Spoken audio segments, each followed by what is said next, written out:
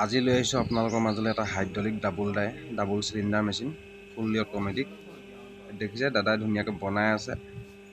এইটো এতিয়া আপোনাৰ মেনুৱেলি চলাইছে, দেখিছে চুইচ দবালত কেনেকৈ তললৈ আহিছে, আকৌ চুইচ দবালে এনেকৈ আপোনাৰ ওপৰলৈ যাব।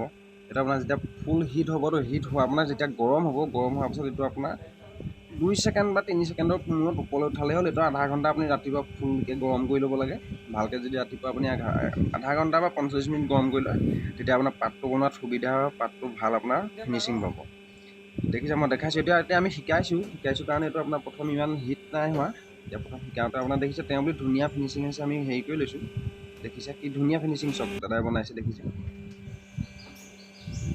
খুব ধুনীয়া এটা ফিনিচিং। এইটো মেচিনৰ আপোনাৰ ফিনিচিঙৰ মানে বহুত এইটো কোৱালিটি ভাল মেচিনেও আপোনালোকে পাব। মেচিনৰ আপোনাৰ কণ্টেক্ট নাম্বাৰ থাকিব, কণ্টেক্ট নাম্বাৰত আপোনালোকে গৈ পেলাই কেনেকৈ মেচিন ল'ব পাৰিব, ক'ত ল'ব পাৰিব, কিমান টকা আপোনালোকে এদিনত উপাৰ্জন কৰিব পাৰিব, সকলোখিনি আপোনালোকে ডিটেইলছ পাব। মই কণ্টেক্ট নাম্বাৰ দিয়া থাকিব, তাতে গৈ আপোনালোকে কণ্টেক্ট কৰি পেলাই যোগাযোগ কৰি পেলাই আপুনি সা সুবিধাখিনি ল'ব পাৰিব। মেচিন ক'ত পাব, মেচিন কেনেকৈ আপোনাৰ কিমান টাইম চলে, সকলোখিনি আপোনাক দেখুওৱা হ'ব। আৰু প্ৰফিট কিমান হ'ব এটা মেচিনত, সকলোখিনি আপোনাক বুজাই দিয়া হ'ব।